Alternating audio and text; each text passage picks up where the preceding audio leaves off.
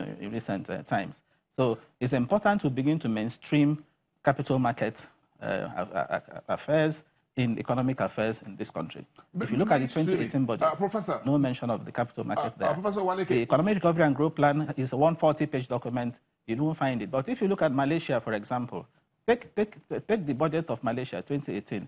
You will see paragraphs devoted to the capital market, incentives for companies that are listed on the stock exchanges.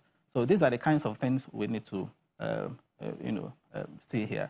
So I will be an advocate. Professor, I want to interject very respectfully. Professor, let me just interject here very respectfully to bring in some of what you've said into some perspectives and add some fillip to it. If you look at the market, and you're practicing and a chartered stockbroker, what we've heard over the last close to 60 years of Nigeria's market history is you trade as a stockbroker via the CIS, which is the Chartered Institute of Stockbrokers, and then the Nigerian Stock Exchange certify you in those days and what have you. Then, of course, you got a license and registration with the SEC.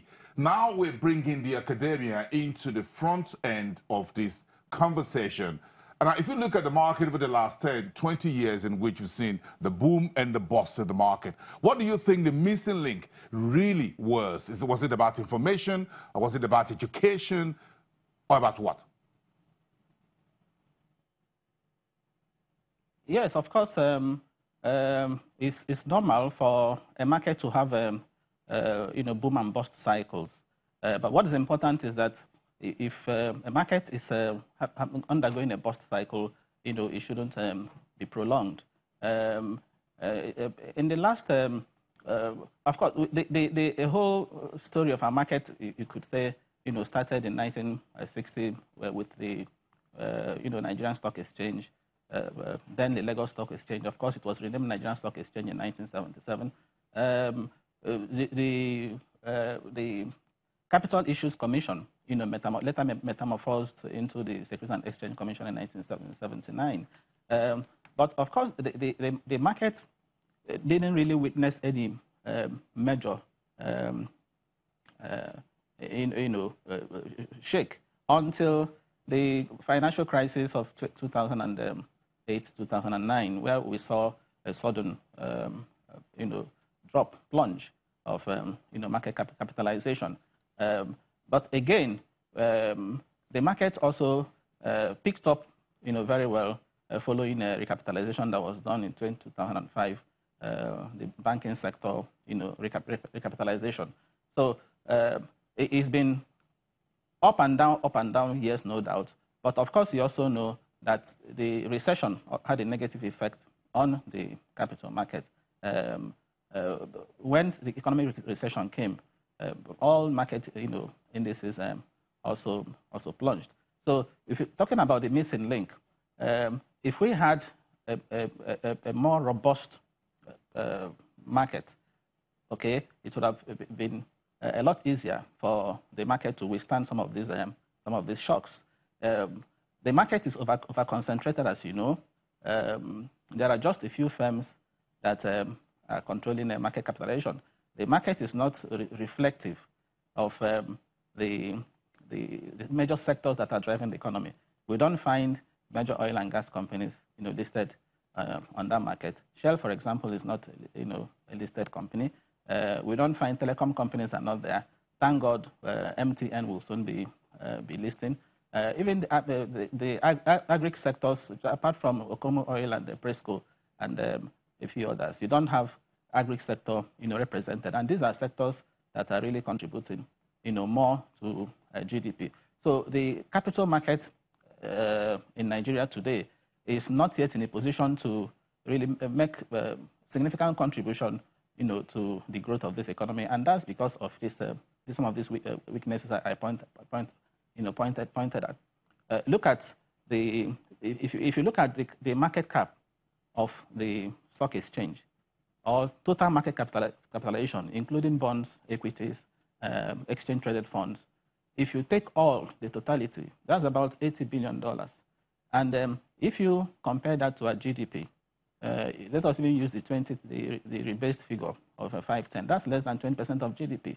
But in South Africa, for example, the equities market alone is accounting for close to $1 trillion. That's equities. The bond market about 100 billion, dollars, and that's a country of 49 million people, while we are 198 million people. South Africa market has the Johannesburg Stock Exchange has close to 400 listings. In our own case, the main board has just a little over 150. The premium board, 7 companies listed there. So you find that in terms of depth, in terms of breadth, we still have a long way to go.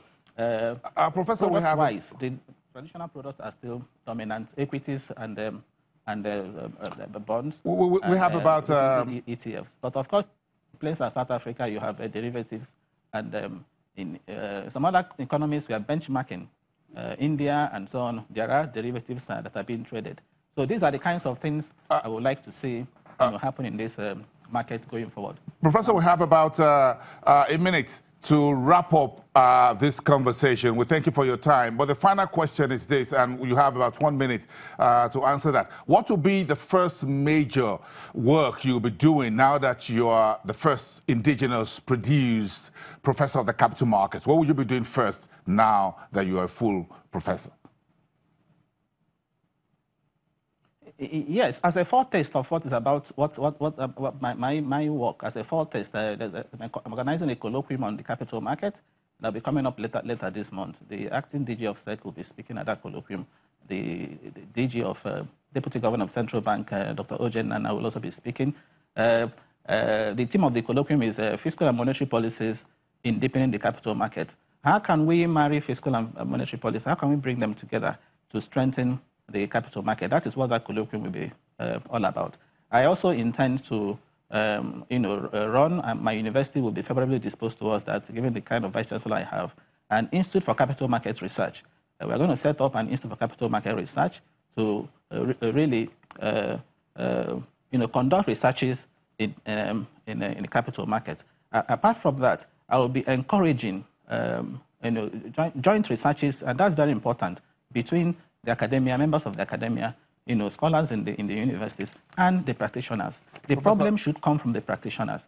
So the kind of journal I will be, having in place is a journal that will accommodate, research works from people in the industry. And Professor Uwaleke, thank you very much for that. We'll be keeping in touch with you, and congratulations once again. Respectively, we got to take a break at this point. Thank you very much, Professor Uwaleke, Professor of Capital Market at the National State University. We'll be right back after the break. You're watching Business Morning.